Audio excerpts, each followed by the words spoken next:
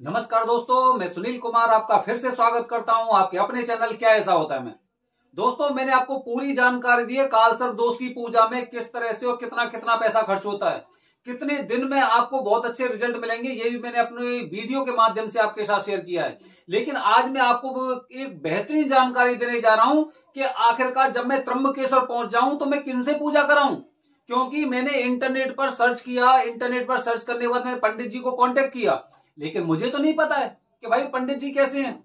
उस हिसाब के पंडित जी जिनसे मुझे पूजा करानी है, वैसे वो पंडित जी हैं कि नहीं है, कितने दिनों से रह रहे हैं।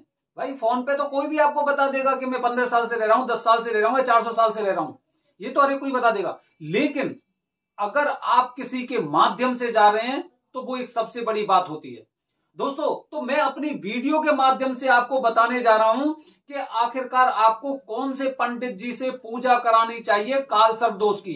क्योंकि मेरी पूजा का उद्देश्य ये होना चाहिए, मेरा उद्देश्य ये है कि मेरी पूजा का अतिशीघ्र मुझे अच्छे परिणाम मिले। तो दोस्तों आप देखिए, मैं कुछ पॉइंट्स बता रहा हूं, बस उन पर आपको थोड़ा सा गौर करना है।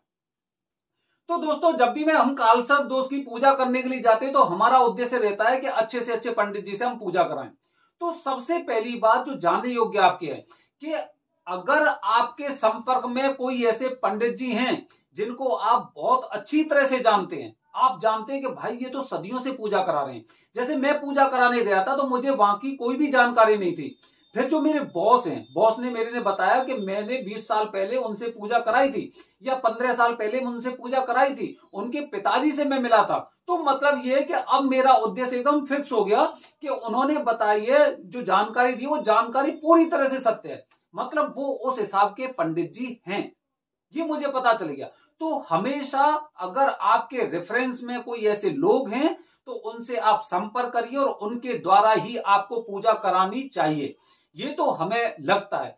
क्योंकि बिना जानकारी के आप किसी से पूजा करा लेंगे तो आपको पता ही नहीं चलेगा। लेकिन जब आप पूजा कराने के पश्चात और आपको पूजा के परिणाम नहीं मिल रहे हैं, तब लोगों के दिमाग में शक की सुई घूमती है कि हो सकता है कि मेरी पूजा पूरी तरह से ठीक हुई होगी या नहीं हुई होगी।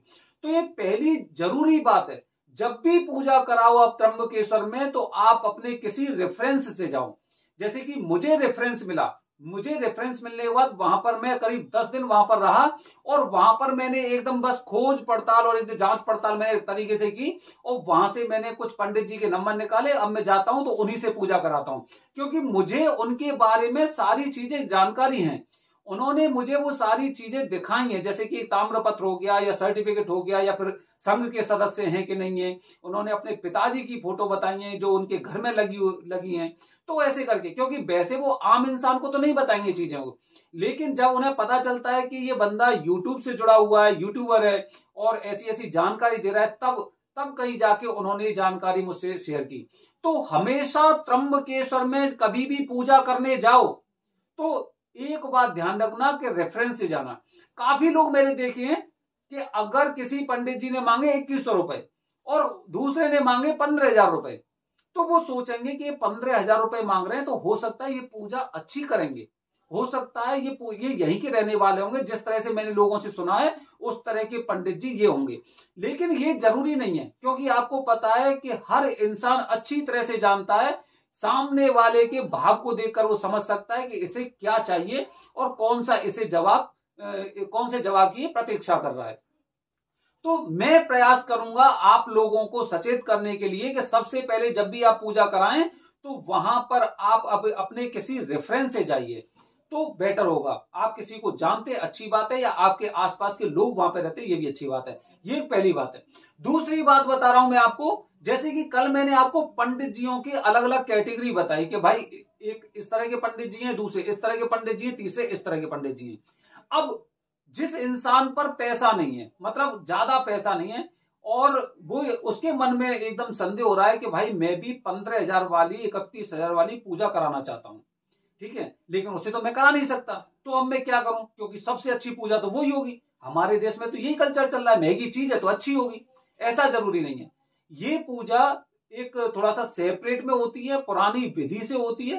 तो इस पूजा को ज्यादातर वो लोग कराते हैं जिनके पास पैसा अच्छा खासा होता है। और वैसे भी ऐसा जरूरी नहीं है कि जो पूजा ये फायदा करेगी वो पूजा वो वाली फायदा नहीं करेगी। ये चीज भी अपने दिमाग से इस तरह के संदेह को आप मिटा सकते हैं। तो इसीलिए सबसे पहले अपनी पॉकेट देखिए। जैसे सपोज करते हैं कि आप 2 लाख रुपए साल के कमा रहे हैं, 2 लाख रुपए अगर साल के कमा रहे हैं तो आपको कम से कम 20,000 तक की पूजा करानी चाहिए। मतलब 10% शास्त्रों के अनुसार बताया गया है कि जब भी आप कोई ऐसा मांगलिक कार्य करा रहे हैं तो उसमें करीब 10,000 तक की आपको पूजा करानी चाहिए। 20,000 तक की पूजा करानी चाहिए 10 के अनुसार। तो मतलब 10 और 20 के बीच में अगर आपकी पूजा हो रही है तो वो बेटर होता है। अच्छा, दूसरा, जैसे कि मेरे खर्चे तो बहुत ज्यादा हैं, अब खर्चे बहुत ज्यादा हैं, मैं घर के किराए पे भी रह रहा हूं, तो उन सारी चीजों को देख के अगर आपको लगता है कि अब आप 2 लाख रुपए में से 1 लाख 1.5 लाख आपका खर्च हो रहा है, 50,000 बच रहे हैं आपके पास, तो 50,000 में से आपको 5,000 की पूजा करानी चाहिए। जैसे कि 5,000 की पूजा में भी आपको उसी तरह की पूजा होती है, थोड़ा सा अंतर होता है लेकिन पूजा होती है और उसके अच्छे परिणाम हमने भी देखे। भाई मैंने कौन से 31,000 की पूजा कराई, मैंने तो 31,000 की पूजा नहीं कराई थी, मैंने तो कोई 5,000 की 6,000 की ऐसे करके पूजा कराई है। पितृदोष की पूजा भी देखो इसी तरह से होती है, परिणाम मिलते हैं। आपको उन पर विश्वास भी करना चाहिए कि हाँ भाई मैंने पूजा कराई, इसके परिणाम मिलेंगे। तो बस आपको कुछ चीजें याद रखनी है कि जैसे एक तो आपके रेफरेंस के लोग हों, दूसरी बात यह है कि आपको अपनी पॉकेट के अनुसार पूजा करानी चाहिए। बस एक चीज इसके साथ एक बात और याद रखनी है कि वहां के पंडित जी से ही पूजा करानी चाहिए। अगर वो बाहर के पंडित जी हैं तो बाहर के पंडित जी की पूजा असर करेगी, ऐसा नहीं है। त्र्यंबकेश्वर में हर प्रकार की पूजा असर करती है, लेकिन हो सकता है कि वो कुछ ज्यादा समय ले ले। तो ऐसी चीजें निर्भर करती है, क्योंकि त्र्यंबकेश्वर एक ऐसी भूमि है, ऐसी एक स्वर्ग है लोगों के लिए, जहां पर हर प्रकार की पूजा का परिणाम, हर प्रकार की पूजा का फल मिलता है। इसके साथ ही आपको कुछ बातें याद भी रखनी है कि आपको अपनी पॉकेट के अनुसार भी, आपको अपने लेवल के अनुसार भी पूजा करानी चाहिए। भाई मैं गरीब आदमी हूं और यहां पर पूजा कराने जैसे तैसे करके पहुंचा हूं, जैसे तैसे करके उस इंसान को वहीं के पंडित जी से वो पंडित जी मिल जाते हैं कि भाई मैं यहां तो बड़ी मुश्किल से आया हूं तो मेरी पूजा होनी चाहिए। तो वहां पर 1,000 से 2,000 रुपए में भी ऐसे पंडित जी मिल जाते हैं जो इस तरह की पूजा कराते हैं। बस अंतर ये होता है कि वहां पे कुछ 20-25 लोग होंगे, ऐसा होता है। लेकिन आप पूजा करा रहे हैं क्योंकि आप अपनी पॉकेट के अनुसार करा रहे हैं, तो ऐसे ग्रुप में आप पूजा करा सकते हैं। दूसरी बात, अगर कोई इंसान है वो भाई लाखों करोड़ों रुपए कमा रहे हैं और वो अगर 2,000 रुपए वाली पूजा करा रहे हैं तो उन्हें वो परिणाम नहीं मिलते हैं, उन्हें वो अच्छे परिणाम नहीं मिलेंगे, क्योंकि उन्होंने भगवान के लिए जो एक दर्जा दिया है ना, मतलब केवल उनका उद्देश्य ये है कि भाई ये मुझे तो यहाँ पे फॉर्मेलिटी करनी है, तो वो चीज नहीं होनी चाहिए। कोई लाखों करोड़ों रुपए कमा रहे हैं तो उन्हें अपनी श्रद्धा के अनुसार करीब 31,000 51,000 इस तरह की पूजा वहां पर करानी चाहिए जो जरूरी होती है, पॉकेट के अनुसार करा रहे हैं। कोई इंसान है जो 4 से 8 लाख 10 लाख रुपए तक महीने के कमा रहे हैं, उन्हें भी करीब ज्यादा नहीं तो 4 से और 8,000 के बीच की पूजा अवश्य करानी चाहिए, क्योंकि आपकी पॉकेट पर भी निर्भर करता है। एक जो पूरी तरह से कहीं पे मजबूत इंसान नहीं है, वो भी अगर 1,000 और 2,000 की पूजा करा रहा है, और एक 8 से 10 लाख रुपए महीने साल के कमा रहा है, वो इंसान भी 2 से 4,000 की पूजा करा रहा है, तो फिर अपना मन, वो कहते हैं ना मन, भाई आत्मा से परमात्मा जुड़ी हुई है। आपकी आत्मा जब इतना ही अलाव कर रही है तो आप समझ सकते हैं कि आपकी आत्मा पूरी तरह से भगवान से नहीं जुड़ पा रही है। तो ये बातें भी मैटर करती हैं कि आप किससे पूजा कराएंगे। तो इसीलिए आपको पूजा करानी हो तो पूजा कराने से पहले आपको ये सारी चीजें अपने आप में सोचनी है कि मुझे किस तरह की पूजा करानी है। ये सारी बातें आपको जब पूजा कराने जाते हो उससे पहले सोचनी चाहिए।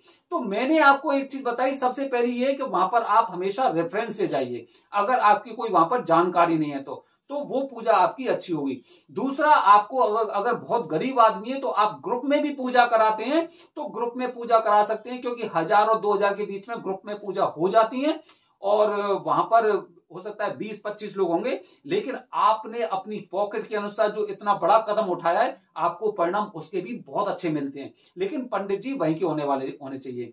उसके बाद अगर आप बहुत अच्छा पैसा कमा रहे हैं, अच्छी आपकी इनकम है, तो आपको इस पूजा पाठ में कभी भी कंजूसी नहीं करनी चाहिए। जो अच्छी पूजा होती है, आप करोड़ों रुपए कमा रहे हैं, अगर 31,000 51,000 की अगर आप पूजा करा रहे हैं तो वो आपको करानी चाहिए, क्योंकि अगर आप अपने कद से नीचे वाले में पूजा कराएंगे तो वो समस्या पैदा करती है, वो पूजा सफल पूजा नहीं मानी जाती है, क्योंकि आपने अपने कद से छोटी पूजा कराई है वहां पर। तो इस तरह की चीजें ध्यान रखनी चाहिए। और दूसरा अगला पॉइंट ये कि जब भी आप पूजा करा रहे हैं, जैसे कि आपकी इनकम है करीब 4 लाख से 10 लाख के बीच में, 8-10 लाख तक आपकी सालाना इनकम है, तो आपको 4 से 8,000 के बीच में, बल्कि मैं बता रहा हूं 10,000 तक की पूजा आपको वहां पर करानी चाहिए अच्छे परिणाम के लिए। पूजा में कंजूसी करते हैं तो भगवान देने में भी कंजूसी करता है। आपने देखा होगा पैसा जिस रास्ते से जाता है उसी रास्ते से हमें मिलता भी है। हमारी आत्मा किस तरह की है, हम क्या सोचते हैं पैसा खर्च करते समय, धार्मिक कार्यों में हम क्या सोच रहे हैं और वैसे कार्यों में हम क्या सोच रहे हैं, ये चीज भी निर्भर करती है। हम भगवान के नाम पर अगर कुछ दान करते हैं, भगवान के नाम पर कुछ हवन कीर्तन या कुछ भी करते हैं, तो जो हमारी सोच है, जो हम लोग मानते हैं, उसका करीब 2.5 गुना से 4 गुना फल हमें मिलता है। पैसे से संबंधित बता रहा हूं। और जब पूजा पूरी तरह से सफल होती है तो उसके बहुत अच्छे परिणाम भी आते हैं कि उसके अनंत अनंत फल मिलते हैं और आपके दोष हमेशा के लिए समाप्त हो जाते हैं। तो दोस्तों, मैंने अपनी वीडियो के माध्यम से आपको बताया कि आपको किससे पूजा करानी चाहिए काल सर्प दोष की, और कैसे आपको उसके अच्छे परिणाम मिलते हैं। बने रहिए मेरी वीडियो के साथ दोस्तों, अगली फिर जानकारी काल सर्प दोष या पितृ दोष के बारे में लेके आता हूं। तब तक बने रहिए हमारे चैनल के साथ। धन्यवाद दोस्तों। जय हिंद, जय भारत, हर हर महादेव।